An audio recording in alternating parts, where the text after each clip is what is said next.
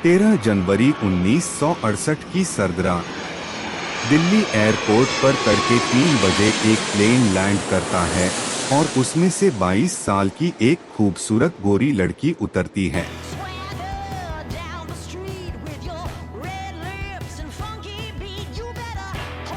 नाम है Antonia एडविजे Albina माइनो। उसके चेहरे पर घबराहट लेकिन गहरी भूरी आंखों में उम्मीद की नई चमक है। उसे नहीं पता कि जिस अनजान धरती पर उसने कदम रखा है वो एक दिन उसे दुनिया की सबसे ताकतवर महिलाओं में खड़ा करने वाली है। लेकिन अब तक उसे यह एहसास हो चला था कि वह यहाँ जिस घर की बहू बनने आई है वो इस मुल्क का सबसे ताकतवर सियासी घराना है। बाहर 3 लोग उसका बेसब्री से इंतजार कर रहे हैं। राजीव और उनके छोटे भाई संजय गांधी, जिन्हें वो पहले से जानती है। लेकिन साथ ही एक तीसरा शख्स भी है जिसकी गर्मजोशी इस कदर है कि मानो वही उसका मेजबान हो। और होता भी यही है। वहां उसका परिचय राजीव के दोस्त के तौर पर कराया जाता है, क्योंकि तब तक इस बात के कोई मायने नहीं थे कि उसका नाम अमिताभ बच्चन है। दिल्ली और मुंबई के चंद लोग उसे हरिवंश राय बच्चन के बेटे के तौर पर ही जानते थे और राजीव से दोस्ती भी इसी नाते हुई थी कि हरिवंश राय बच्चन इंदिरा जी के अच्छे दोस्तों में शुमार थे। हालांकि अगले ही साल अमिताभ की फिल्मी पारी का आगाज होने वाला था और कुछ संघर्षों के बाद ही यह सितारा भारतीय सिनेमा के क्षितिज पर सूरज की तरह चमकने वाला था।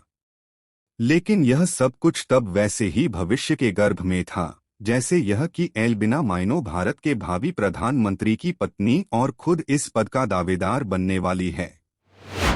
राजीव एल्बिना माइनो को बताते हैं कि जब तक हमारी शादी नहीं हो जाती तुम्हें अमिताभ के घर रहना होगा। एक कार में सवार राजीव गांधी, एल्बिना और अमिताभ अगले 3 घंटे तक दिल्ली की सड़कों पर खूब घूमते हैं।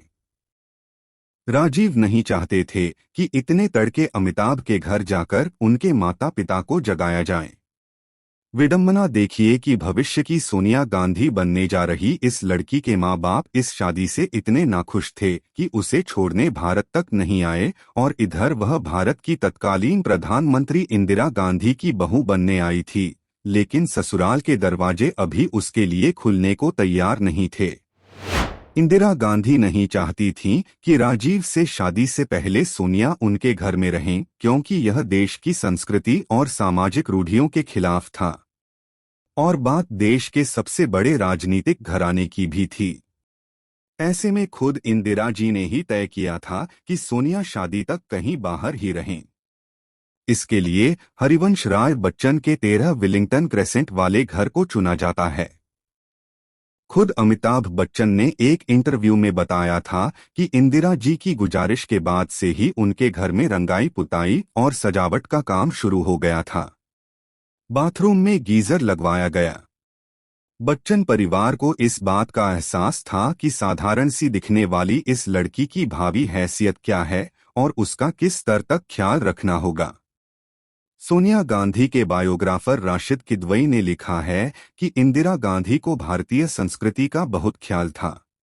उससे भी ज्यादा परिवार की सियासी छवि और इसकी संवेदनशीलता को लेकर सजग थीं। सोनिया के पिता इस शादी से खुश नहीं थे, इसलिए वह साथ नहीं आए थे। शादी से पहले लड़की का लड़के के घर में रहना ठीक नहीं समझा जाता, इसलिए इंदिरा जी ने उन्हें अपने पुराने मित्र हरिवंश राय बच्चन के यहाँ ठहरवाया। यह बच्चन और गांधी परिवार के रागात्मक संबंधों की नई शुरुआत थी। नई पीढ़ी की नई दोस्ती भी यहाँ से नई ऊंचाई छूने वाली थी, जिस ओर बढ़ने से पहले आपको यह भी बताते चलें कि सोनिया राजीव की जिंदगी में आई कैसे। हुआ यूं कि सोनिया यानी तब की एल्बिना माइनो 7 जनवरी 1965 को पढ़ाई के लिए कैम्ब्रिज पहुंची, जहां दुनिया भर के युवा पढ़ाई के लिए आते थे। यहीं एक रेस्तरां में राजीव से उनकी पहली मुलाकात हुई। सोनिया की एक और बायोग्राफर रानी सिंह के मुताबिक उन्हें पहली ही नजर में राजीव से प्यार हो गया। ऐसा ही राजीव के लिए भी था। दोनों की मोहब्बत करीब 3 साल तक परवान चढ़ी। राजीव ने अपनी मां इंदिरा को लिखे पत्रों में भी सोनिया का जिक्र करना शुरू कर दिया।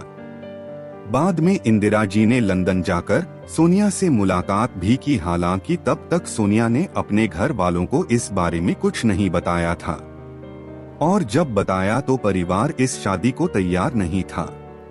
पिता का कहना था कि इटली से भारत केवल दूर ही नहीं है, बल्कि वहाँ के रीति रिवाज भी अलग हैं। ऐसे में यह शादी ठीक नहीं। लेकिन सोनिया ने शादी का इरादा कर लिया था और राजीव के कहने पर एक रात वह दिल्ली आ गईं। अब फिर लौटते हैं सोनिया के पहले दिल्ली प्रवास पर, जहां हरिवंश राय बच्चन का घर उनका मायका बना और करीब 1.5 महीने बाद यहीं से वो एक सफदरजंग रोड के अपनी ससुराल के लिए विदा हुई। सोनिया की मेहंदी की रस्म अमिताभ के घर पर ही हुई। एक किताब में यहाँ तक जिक्र है कि राजीव ने अमिताभ से कहा था कि सोनिया, जब तक तुम्हारे घर है तुम मेरे घर सोया करो। बहरहाल यह शादी दो परिवारों को और करीब लाई और यहीं से अमिताभ बच्चन के सियासी रिश्तों की शुरुआत भी हुई। लेकिन उससे पहले अमिताभ की किस्मत कहीं और चमकने वाली थी। वो फिल्मों में काम के लिए संघर्ष शुरू कर चुके थे और अगले ही साल उनकी पहली फिल्म 7 हिंदुस्तानी रिलीज हुई। करियर का आगाज फीका ही रहा, लेकिन अमिताभ को एक के बाद एक कई फिल्में मिलने लगीं। अगले 2-3 साल में आनंद और जंजीर जैसी फिल्मों से मिली कामयाबी ने शोले, दीवार, त्रिशूल, कुली, कालिया, सिलसिला, मर्द जैसी दर्जनों ब्लॉकबस्टर फिल्मों का अंबार लगा दिया। अगले 10 साल में अमिताभ बच्चन नाम कुछ इस कदर बड़ा हो गया कि दुनिया हरिवंश राय बच्चन को अमिताभ के पिता के रूप में जानने लगी। इस बीच अमिताभ राजीव सोनिया के और करीब आ गए। उधर राजनीति में भी तमाम उलटफेर हुए। साल 1984 में इंदिरा गांधी की हत्या के बाद अप्रत्याशित रूप से प्रधानमंत्री बने राजीव गांधी को अगले ही साल लोकसभा चुनाव का सामना करना पड़ा और उन्होंने अमिताभ के नाम को भुनाने की ठानी। तब अमिताभ को इलाहाबाद से लोकसभा चुनाव का टिकट दिया गया और वहां उनका मुकाबला अपने जमाने के दिग्गज नेता और यूपी के मुख्यमंत्री रहे हेमवती नंदन बहुगुणा से हुआ। बहुगुणा की साख अमिताभ के ग्लैमर के आगे न टिक सकी और यहां से अमिताभ के राजनीतिक जीवन की शुरुआत हुई। हालांकि यह भी ज्यादा दिन न टिक सका। अमिताभ को कब, क्यों और किन हालात में राजनीति छोड़नी पड़ी, यह किस्सा अगले एपिसोड में बताएंगे। फिलहाल के लिए आप सबका तहे दिल से शुक्रिया, आभार, नमस्ते।